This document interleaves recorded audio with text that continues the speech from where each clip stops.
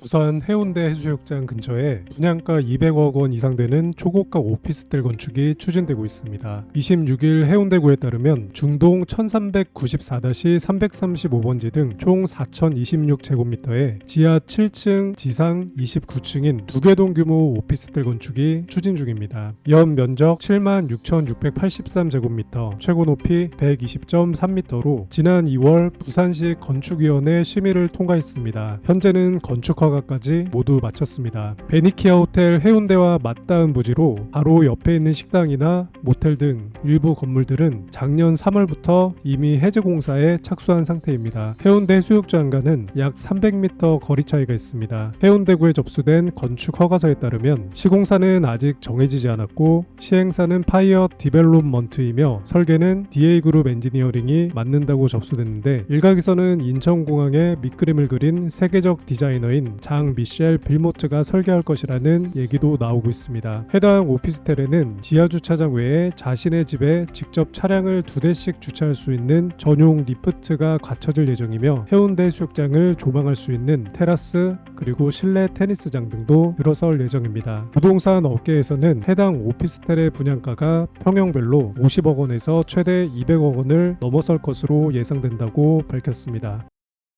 농심이 7월 1일부로 대표 상품인 신라면과 새우깡의 출고가를 각각 6.9%, 4.5% 인하한다고 27일 밝혔습니다. 소매점 기준 1,000원에 판매되는 신라면 한 봉지의 가격은 50원, 1,500원인 새우깡은 100원 낮아지는 것입니다. 농심이 국내 제분회사로부터 공급받는 소맥분의 가격은 오는 7월부터 5.3% 내려갈 예정으로, 농심은 연간 약 80억 원 수준의 비용 절감을 할 것으로 예상이 됩니다. 이번 가격 인하로 소비자들에게 연간 200억 원 이상의 혜택이 돌아갈 것으로 예상하고 있습니다. 농심 관계자는 가격 인하 대상인 신라면과 새우깡은 국내에서 연간 3,600억 원의 매출을 올리고 있으며 국민라면과 국민 스낵으로 많은 사랑을 받아왔다라며, 이번 가격 인하로 경영에 부담은 있지만 국민 생활과 가장 밀접한 제품을 대상으로 했다라고 언급했습니다.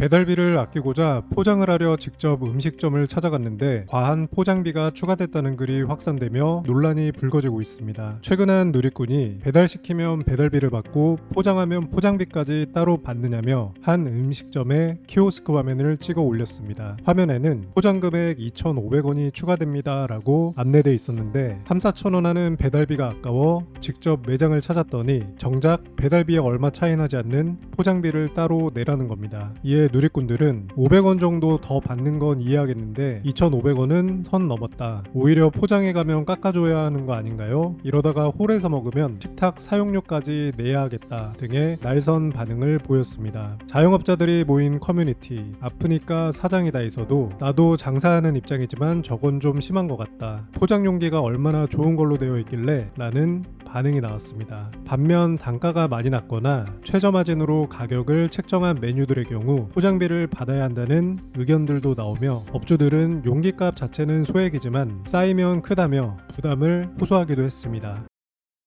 2024년도 최저임금 수준을 결정하는 최저임금위원회가 끝내 법정 기한을 지키지 못하게 됐습니다. 노동계는 내년 시간당 최저임금으로 올해보다 26.9% 인상한 12,210원을 요구하고 있는 반면, 경영계는 9,620원 동결을 주장하며 팽팽하게 맞서고 있는 상황인데, 결국 법정 기한을 지키지 못하면서 최임위는 다음 달 4일 제10차 전원회의에서 논의를 이어가게 됐습니다. 근로자위원인 박희은 민주노총 부위원장은 지난 4년간 물가 상승률에도 미치지 못한 최저임금 인상은 실질 임금 삭감으로 이어졌다며, 월급 빼고 다 올라 이제는 최저임금을 대폭 인상해야 한다는 의견이 많다고 말했습니다. 그는 1988년 최저임금 제도가 도입된 이래 기한 준수는 9차례뿐이라며 기한을 넘겨서라도 충분한 논의가 필요하다고 말했습니다. 반면 사용자위원인 류기정 한국경영자 총협회 전무는 현장의 근로자들은 고율의 최저임금 인상이 능사가 아니라고 생각하는데 12,210원이 근로자를 위한 것인지 묻고 싶다고 말했습니다.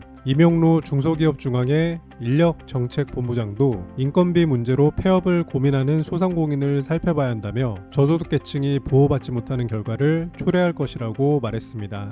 양측 의견이 조율되지 못한 상태인데 앞으로 법정 기한은 넘겨 심의를 계속하더라도 이의제기 등에 따른 행정 절차에 필요한 기간을 고려하면 늦어도 다음 달 중순까지는 결론을 내야 되는 상황이며 심의 결과를 토대로 고용노동부 장관은 8월 5일까지 최저임금을 확정해 고시해야 합니다. 최근 서울 강남대형학원을 대상으로 한 국세청 세무조사가 학원과 일타 강사로까지 확대됐습니다. 30일 입시업계에 따르면 국세청은 전날 메가스터디 수학 1타 강사인 현우진 씨를 대상으로 세무조사를 실시했습니다. 지난 28일 국세청이 사전 통보 없이 메가스터디, 시대인재, 종로학원, UA 등 서울의 유명 대형학원을 대상으로 동시다발적으로 세무조사를 벌인 지 하루 만입니다. 메가스터디 관계자는 이틀 전 대형학원을 대상으로 시작된 세무조사처럼 현우진 1타 강사에 대한 조사도 마찬가지로 사전 통보 없이 이뤄졌다고 전했습니다. 현우진 씨는 윤 정부가 킬러 문항을 없애고 사교육 업계의 부조리를 단속하겠다고 예고한 것과 관련해 자신의 인스타그램에 애들만 불쌍하지 쉬우면 쉬운 대로 어려우면 어려운 대로 혼란이라는 글을 남겨 화제된 바 있습니다. 주요 학원들은 당장 다음 달로 계획했던 수시 설명회와 홍보, 컨설팅을 대폭 축소하고 있는 상황이고 지난주부터 운영 중인